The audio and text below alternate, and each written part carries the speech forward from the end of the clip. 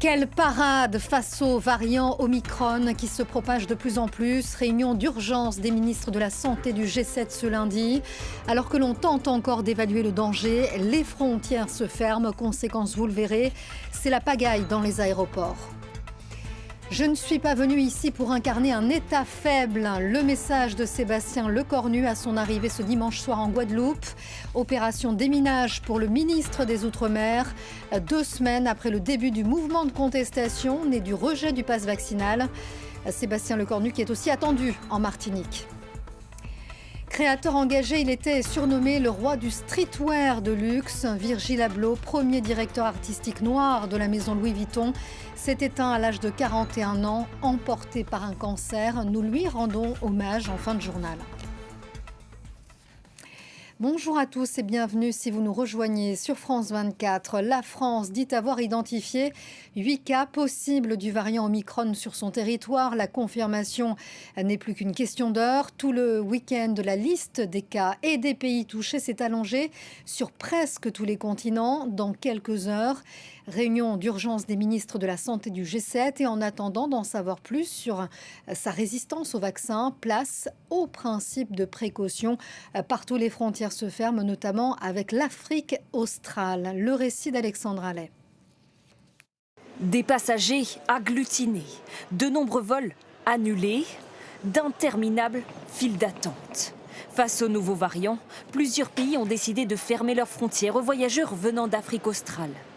Au départ de Johannesburg ou du Cap, prendre un avion aujourd'hui relève du parcours du combattant.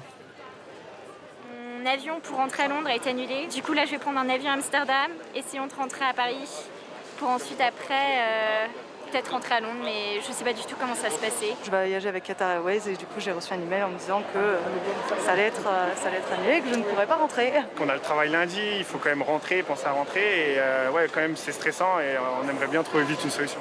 Réussir à prendre l'avion sera encore plus compliqué dans les jours à venir. Tour à tour, les pays durcissent les conditions d'entrée sur leur territoire.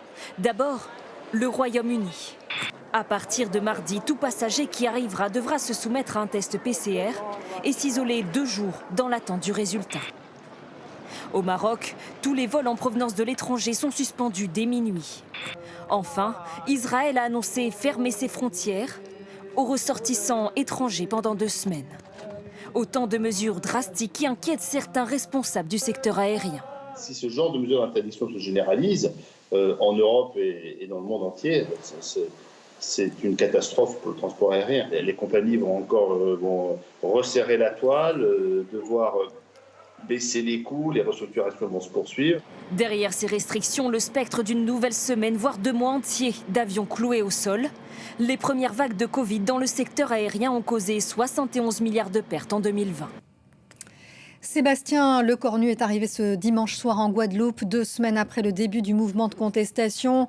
Le ministre des Outre-mer monte au front, visite de 3 jours dans les Antilles. Il doit tenter de trouver une issue au conflit né de l'opposition à l'obligation vaccinale, mais qui a pris des allures de crise sociale. Et à son arrivée, il affiche la fermeté. On va l'écouter. Un sujet plus grave, me semble-t-il, est devant nous, c'est de voir des représentants syndicaux qui demandent au fond qu'il y ait une excuse pénale pour les personnes qui s'en sont pris aux policiers et aux gendarmes. La main est tendue, néanmoins ça reste une main de fermeté. J'accepterai de dialoguer avec ces personnes demain, je le dis, mais je leur dirai aussi droit dans les yeux qu'ils doivent condamner les violences d'où qu'elles viennent. Ici c'est la République, et donc les lois de la République ont vocation à s'appliquer.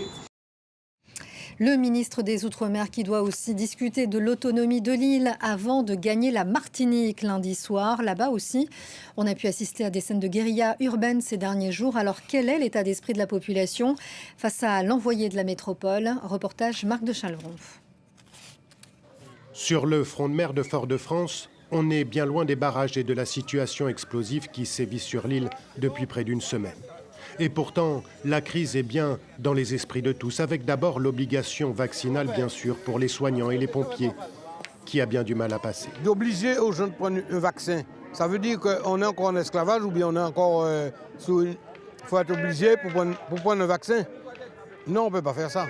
Les gens ne veulent pas, c'est ça qui arrive. On n'accepte pas d'être imposé. Et puis il y a beaucoup de problèmes qui se greffent autour de ça.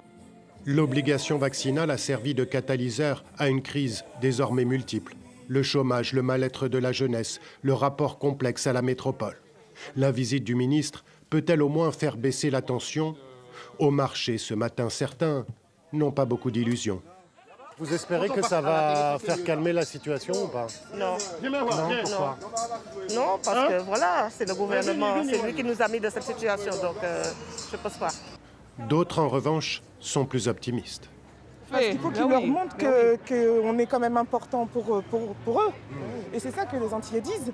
C'est que personne ne vient, tout le monde dit c'est pas nous, c'est pas ça. Donc il faut leur montrer qu'on fait partie de la France. Les syndicats qui ont lancé le mouvement et qui sont toujours mobilisés veulent eux des décisions concrètes, notamment sur la question de l'obligation vaccinale. Et on prend la direction du Honduras, où l'on attend les premières tendances après la présidentielle et les élections générales ce dimanche. Scrutin sous haute tension, avec la mobilisation de plus de 40 000 militaires et qui s'est déroulé dans le calme. Un pays en proie à une violence généralisée, gangrénée par de puissants gangs de trafic de drogue, qui de Xiomara Castro, candidate du parti de gauche Libré, épouse de l'ancien président Manuel Zelaya, ou de Nasri Asfoura, le dauphin à droite du président sortant pour le Parti national, va l'emporter. Ce sont les deux grands favoris.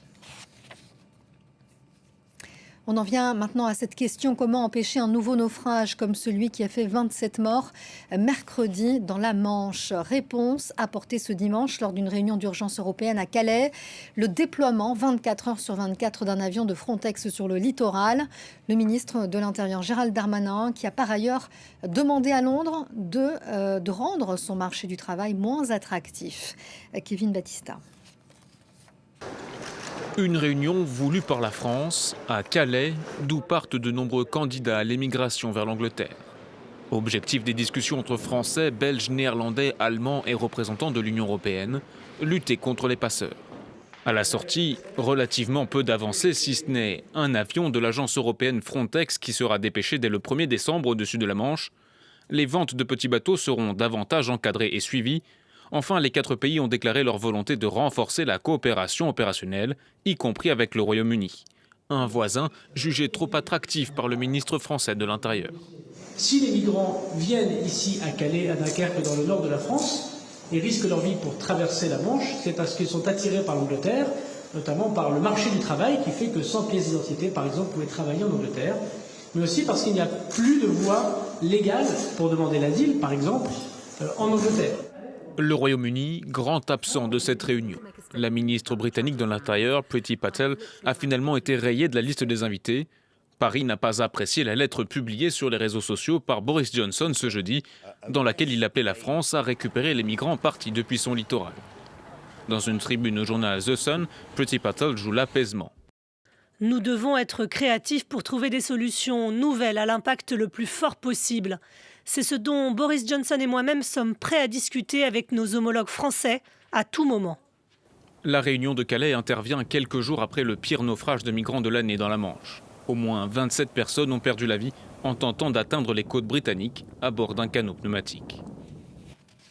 Une crise migratoire aux portes de l'Europe et plus particulièrement à la frontière avec la Biélorussie, dont il était aussi question ce dimanche en Lituanie. Visite de la présidente de la Commission européenne et du secrétaire général de l'OTAN. Ils se sont rencontrés et se sont notamment engagés à plus de coopération face aux menaces hybrides. Sur le terrain, les près de 2000 migrants attendent toujours de l'autre côté de la frontière avec la Pologne. L'envoyé spécial de France 24, Gulliver Krag, a recueilli leurs témoignages. Et vous allez l'entendre, ils n'ont pas perdu espoir.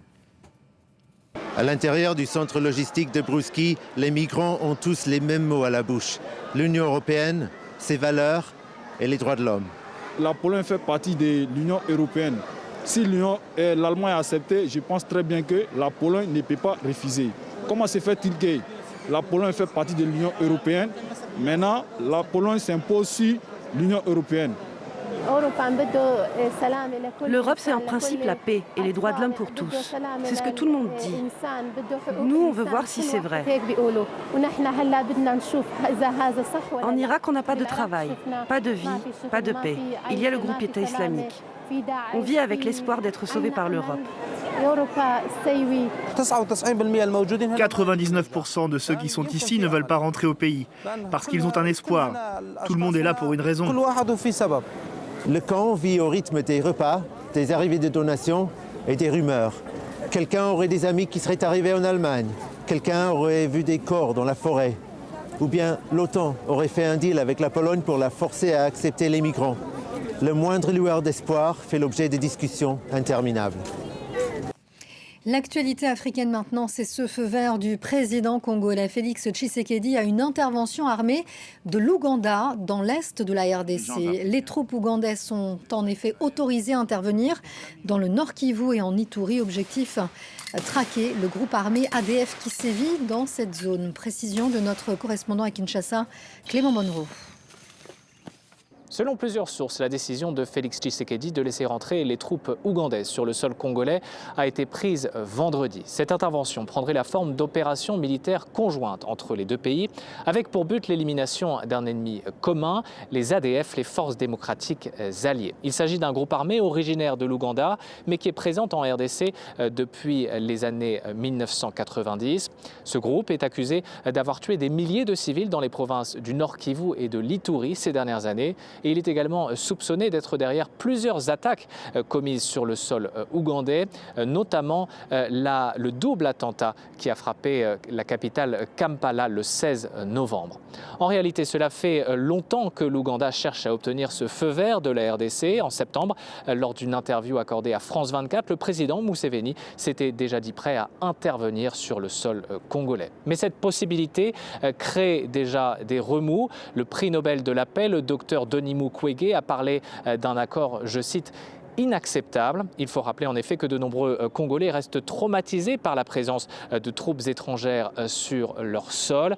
L'Ouganda a d'ailleurs été condamné en 2005 par la Cour internationale de justice pour avoir commis des pillages et de nombreuses violations de droits humains lors de la Deuxième Guerre du Congo. Le monde de la mode est en deuil. Créateur engagé, talentueux, Virgil Abloh a été emporté par un cancer à seulement 41 ans. Premier directeur artistique noir de la maison Louis Vuitton, il était surnommé le roi du streetwear de luxe. Son portrait signé Kevin Battista. Modernisme, un slogan affiché sur ses vêtements et l'adjectif d'une carrière. Virgil Abloh naît aux États-Unis en 1980. Fils d'immigrés ghanéens, il se passionne pour le hip-hop et devient même au début des années 2000 conseiller artistique de la star Kanye West.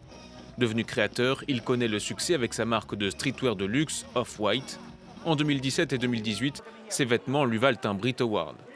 L'homme défend notamment la cause antiraciste et ambitionne d'ouvrir le monde du luxe à ce qu'il appelle les identités dont on se méfie.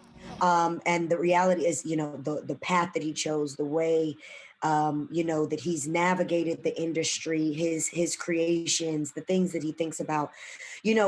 Virgil really brought certain aspects of Black culture to the luxury forefront in ways that we hadn't seen it represented before. Un talent et une réussite qui lui permettent d'accéder en 2018 au poste de créateur en chef de la mode masculine chez Louis Vuitton. Il est alors le premier noir à atteindre ce niveau de responsabilité. Il laisse derrière lui une épouse, 2 enfants et des centaines de créations. Âgé de 41 ans, il souffrait depuis plusieurs mois d'un cancer. Sa famille entend lui dire adieu dans l'intimité. Et c'est ainsi que s'achève cette édition. Merci à vous de l'avoir suivi. Pour plus d'informations, n'hésitez pas à vous rendre sur notre site internet avec à la une ici du site en français. Vous le voyez, cet appel de l'OMS à maintenir les frontières ouvertes face à ce variant Omicron qui se propage un peu partout sur la planète. Voilà, fin de cette édition. Prochain journal dans 15 minutes. Restez sur France 24. À tout à l'heure.